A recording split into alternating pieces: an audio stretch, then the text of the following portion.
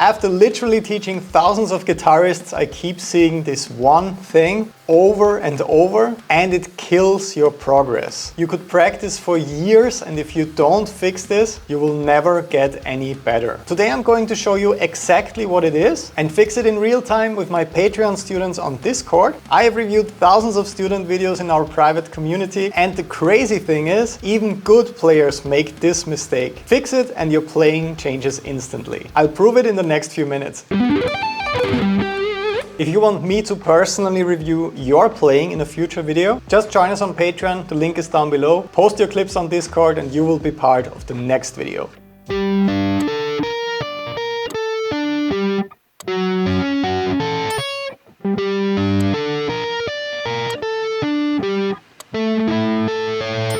So this is a really tricky economy picking / sweep picking exercise. And the key with this one is to actually separate the notes like this. One mistake players make when they want to work with economy of motion, so reducing the size of the movements with the fingers. Sometimes the notes start to overlap when you don't want them to overlap. So even though the goal of this exercise is to keep the fingers very close to the fretboard and in position for the notes, the one thing I would focus on is really disconnecting those notes by always lifting the previous finger that you don't need anymore. As soon as they are isolated like this, playing in time gets much easier.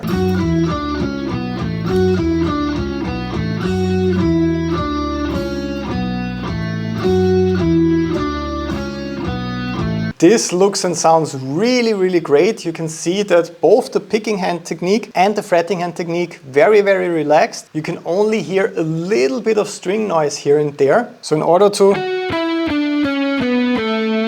get the cleanest sounding notes possible, I'm often working with my index finger to mute the surrounding strings. So when I'm playing right here on the G string, for example, I'm actually blocking the B and D strings a bit with the index finger. You can only hear the notes that I want you to hear and no real string noise around it.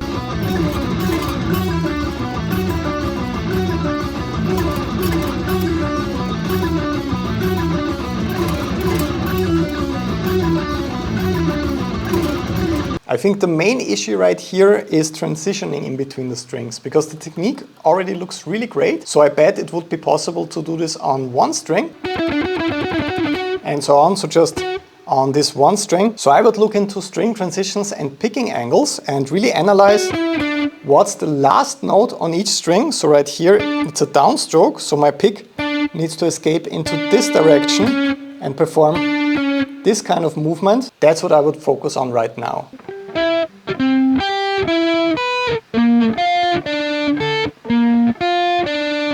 This is actually a really cool workout that Alexander is playing right here, and it might look a little bit weird at first, but this is another thing so many players neglect. This workout is all about upstrokes. So we do tend to sometimes only play downstrokes or practice downstrokes in order to play certain riffs, but we never really isolate upstrokes and work on them, which is our weaker motion. So with an exercise like this, it's much harder than it actually looks. The goal is to perform tricky string skipping patterns in this arpeggio only with upstrokes. So if you never worked on isolated upstrokes before, this is a great workout for sure.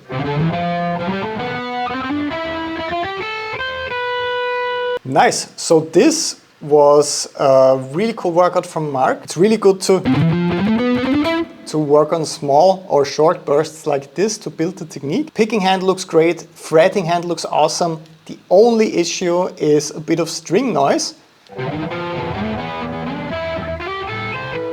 But what's really important is that you can see that the picking technique is working. You can clearly see that there are enough picking strokes played right here, even at this faster tempo.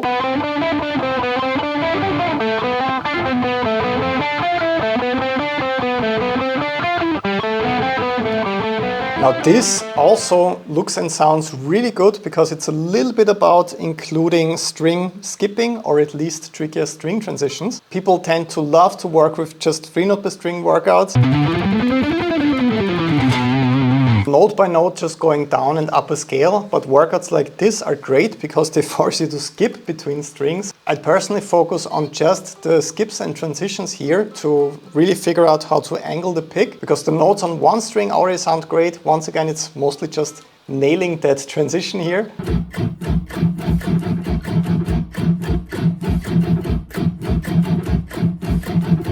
So this is something that a lot of players also neglect. To really unlock your wrist, you shouldn't only work with one string all the time. It really helps to work with dead notes like this. And the one thing, because the question here is a little bit about speeding that movement up, is that for rhythm playing, I often disconnect from the bridge like this. So in order to play super fast funk patterns, I actually don't rest my hand right here, because doing that can feel a little bit awkward, especially when it comes to unlocking the wrist. My suggestion would be disconnecting from the bridge and performing a movement like that. I never do that for scales, arpeggios, or for metal rhythm playing. I only do that for chords and fast funk or dead note patterns like this.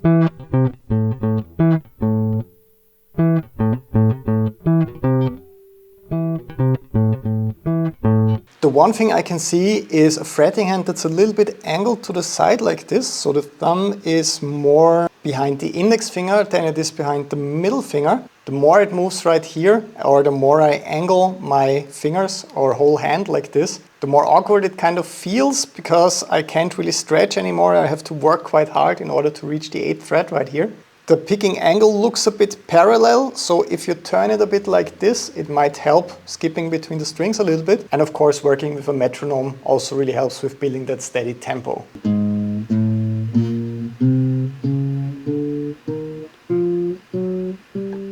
So yeah, this is the infamous spider exercise. The one thing I would focus on when practicing this is really hearing the notes overlapping like this, because the goal is developing a nice curl with your fingers so that you're not always blocking the higher string. And the way of testing if you're doing it correctly is if you can actually hear those notes overlapping like that.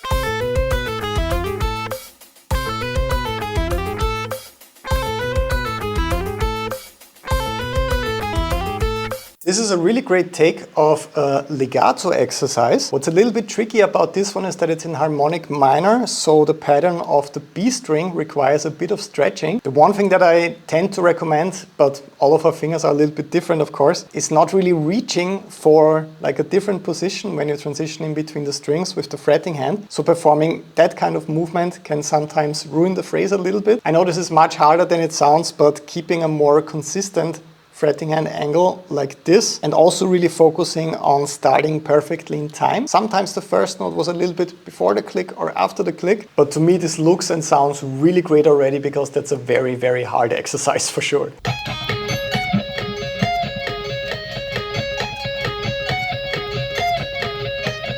So the question right here is about thumb placement, and if it's okay to have the thumb on the neck like this, and it kind of depends on how low the guitar is, I guess. I have mine relatively high because it's the same height when I'm sitting down and practicing and when I'm standing up and playing live. So in my case it's mostly behind the neck if I'm playing especially like a technically challenging lick or solo. I do have it right here as well whenever I'm bending or performing some expressive vibrato. The one thing it might do when you're playing a solo phrase like this is it limits your range of motion, so I can't really stretch very far when I have my thumb right here. But if you want to have the guitar really low and you don't really need to stretch super far, you can definitely go with that approach as well, of course.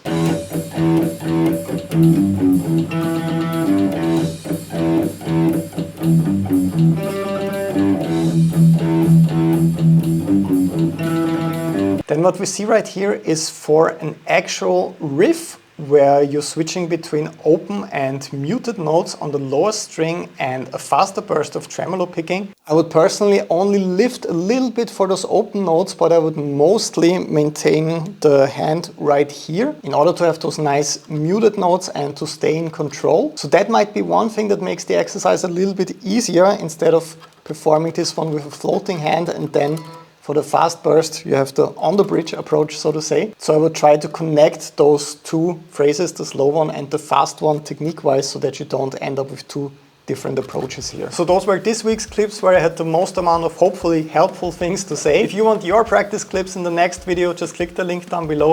Join a membership that has Discord access. I'm waiting for you on Patreon. See you there and have an awesome day. Bye bye.